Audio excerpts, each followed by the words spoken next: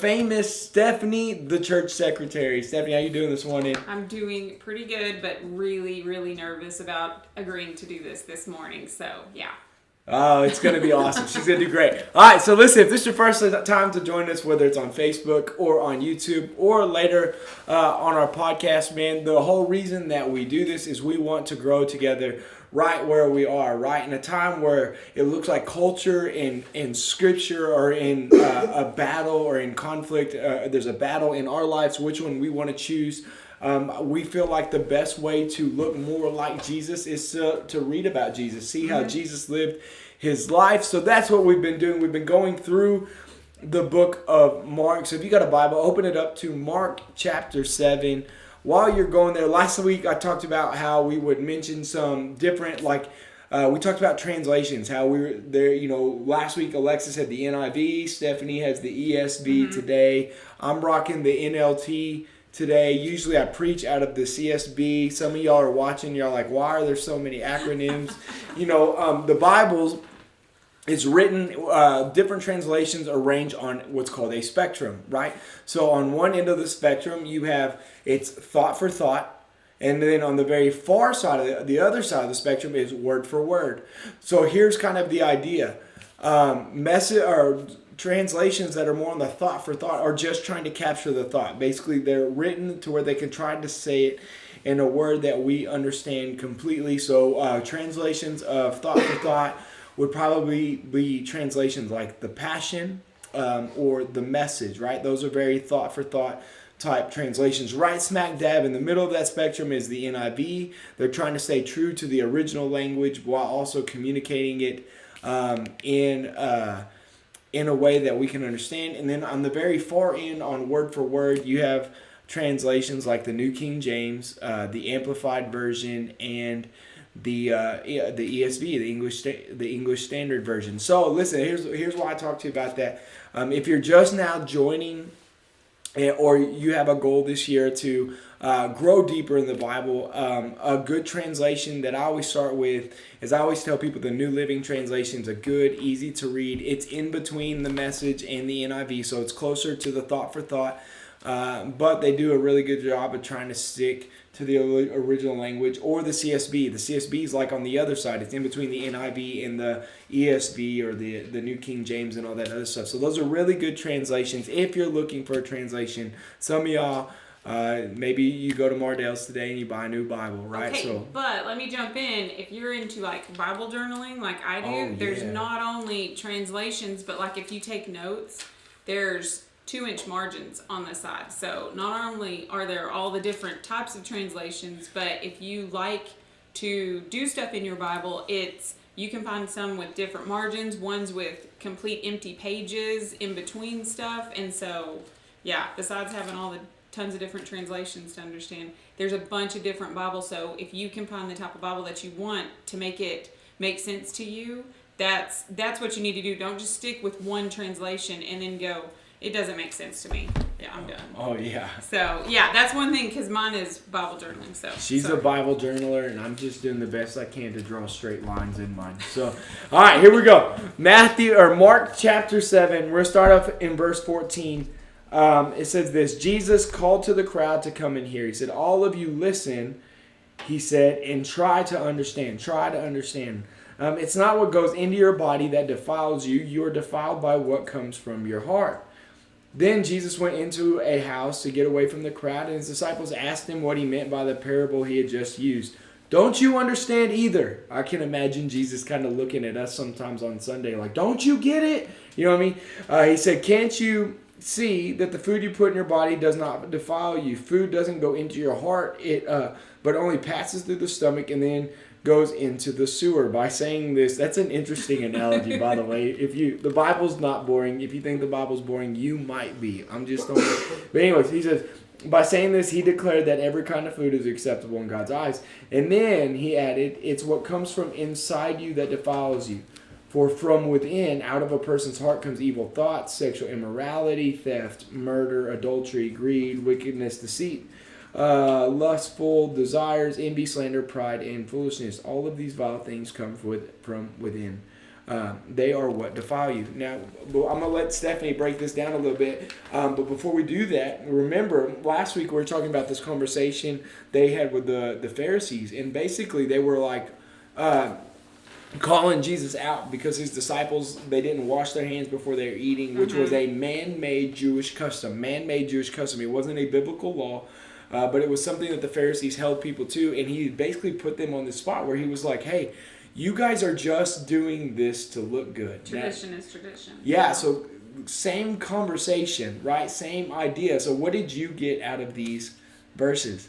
Okay, I take notes all the time, and you've seen him talking, and I'm like, oh, that's good, because I do the Thursday run-through with him, and so that's why if he says something, instead of me going, oh, that's good, I'm probably going to write it down.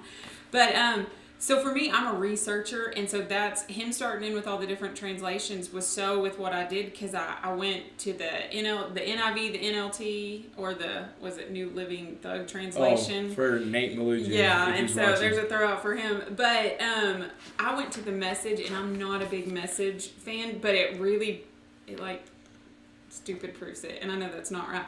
But like on the part where it said, how did you say, then are you also without understanding? That's what Jesus said to his disciples. I put on the Message, it was like, are you being willfully stupid? And it just kind of was like, God, that's such harsh language. But it made me think that even in, Matthew chapter 12, he talks about the heart. What is it? What's in your mind, or what's in your heart comes out of your mouth.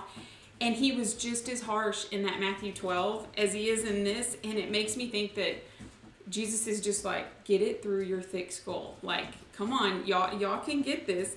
And I wrote on here, but it's like, but maybe we need to be taught to like that to understand the importance of guarding your heart so bad things don't come out of your mouth. And the fact that every one of your words has consequences, because your translation was the same as mine on the, how many was it?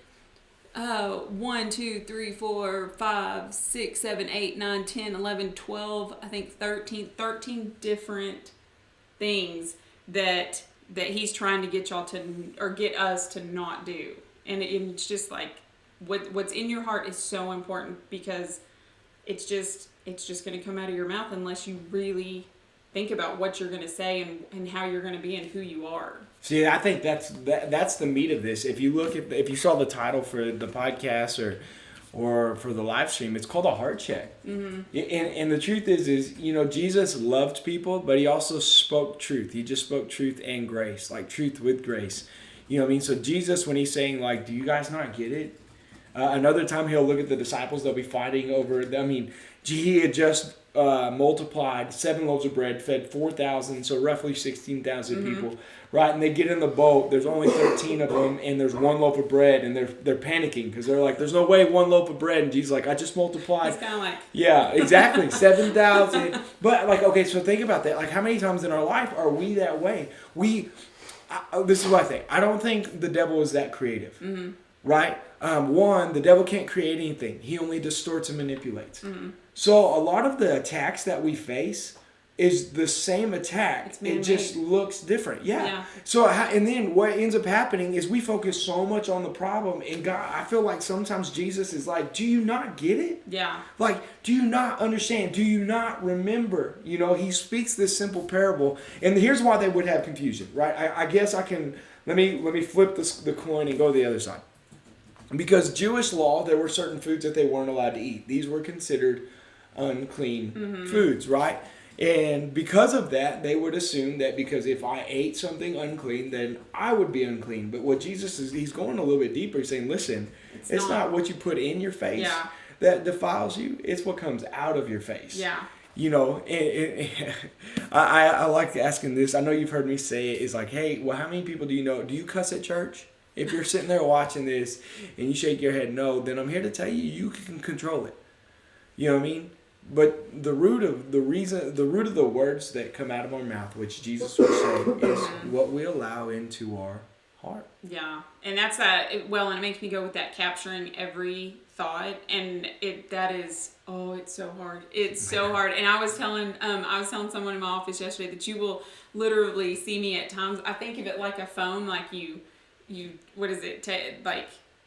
I have so many websites, so many things, so many apps open that you just have to do that. Oh, And yeah. sometimes I just have to physically, like, before I start to think it and say it, just kind of do that little, like, swap it out. Just swap it out. And it's so hard because there's, 13, 14 different things. And there's a lot more things now. And then one thing I was thinking of with you, since you're such statistics, is what comes out of your mouth. We say, like, 7,000. You probably know what it is. How many words it's do like, we say? I think guys say maybe like 2,000 words a day. Girls say like 10,000. I think it's higher. I think it's way higher. 45,000. But it makes me think of how many opportunities we have if we don't really focus on what's, if we don't be Jesus-like, we're the reflection, we're the mirror to him. And I don't know, it goes with, we have to take into account on every word that we say. And that was in chapter 12. And man, that's hard to think when you're mad at someone and you say something. I mean, I've been known to say a few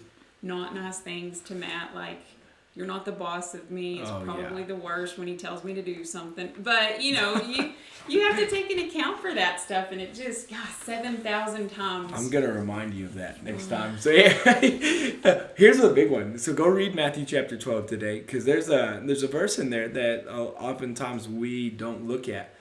And it says that we're going to give an account for every careless or idle word, right? So, I know people in my life that would say some harsh things, and at the end of it, they would be like, "Oh, I was just kidding. I was just kidding." And I was like, "Oh, you're going to give an account for that." You know what I mean? Like, but think about that. And here's the other part: is you're also going to give an account for the words that you didn't say that you wanted to, that were thoughts. Because the truth is like what's in your heart before it ever is said is a thought. Yeah. Right? You know what I mean? What's in your heart becomes a thought. Right, and that's basically what Jesus is saying in Matthew chapter 12 is this tells on this. Your mouth will tell on your heart. But as you look at this list, just to reiterate, he takes it even further. He's like, it's not just your mouth, your life tells on your heart. Yeah. If you've got evil thoughts, it's because you've been letting evilness or anger or hatred into your heart. Sexual immorality, you've been letting it in your heart. Theft, murder, adultery, greed. Let's go to the ones that are really 2021 relevant. Envy, so jealousy. If you are extremely jealous of other people, that means you've let jealousy into your heart. And guess what? What you allow into your heart is going to find its way out. Greed or slander. Especially on Facebook. What do you call them? The keyboard warriors. Yes, keyboard warriors. I wish gossip was on this list, but a lot of times that's slander. Yeah. Pride. We become prideful because we let pride or foolishness. Basically, what we need to do in Proverbs, Solomon would say this. He said, guard your heart, from out of it flows the ways of life, right? The direction of your life. You're going to go in the direction of the things that you allow into your heart. And Jesus is saying, listen, you want to know what defiles you? It's not the fact that you don't wash your hands before you eat, right? It's not the fact that you eat something that was on Jewish tradition. It's the things that you allow that go into your heart that are eventually going to find its way out. There's a pastor, he said it this way. He said, the invisible kingdoms inside of people eventually become the visible kingdoms around them. That's good. So essentially what that means is what's going on inside of you, you'll manifest around you. So if you don't like what it looks like around you, you may need to do a heart check. Yeah. If you're angry all the time, you may need to do a heart check. Well, and like you've talked about, and I know every youth pastor, they always do this message, and it's so, as a parent, it's so good to hear it, but as a teenager, it's sometimes hard to do.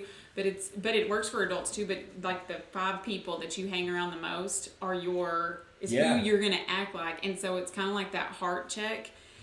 It might be because of the people that you can't blame them, just like you can't blame the devil. Like, oh, this is happening because of the devil. You're giving him credit, but man, sometimes you've got to heart check your different relationships to see, like, if this person over here cusses a whole lot and you start filtering that in and doing that's, I don't know, this chapter was hard on me to kind of hear along with that Matthew chapter, but it really makes you think about all these different things. So I like the idea. So here's the major takeaway, because you brought up the idea of closing apps, right? Yeah. On a Mac, it's called Mission Control. It shows you all the different windows that you have open, right? So maybe today you need to do a heart check, and if you've got anger, you need to swipe up and get rid of anger, and close that app. And if jealousy, swipe it up. Bitterness, swipe it up. If you're feeling extra gossipy today, remember gossip is a sin. Gossip is talking about somebody behind their back. That is a sin, right? If you're feeling gossipy, swipe up, get rid of it. Don't save it for later, like tomorrow, because you swiped out. So, don't just hold on to that for tomorrow, because, I might have done just hold it. That's a good word. All right, so that's today's Bible study. Stephanie, thank you so much for coming. You did a great job. I know you were nervous, but you did a great job. Here's why we do this. We want to grow together right where we are. We hope this blessed you. We hope it encourages you. Have a great week, and it may snow again, so stay warm. See y'all.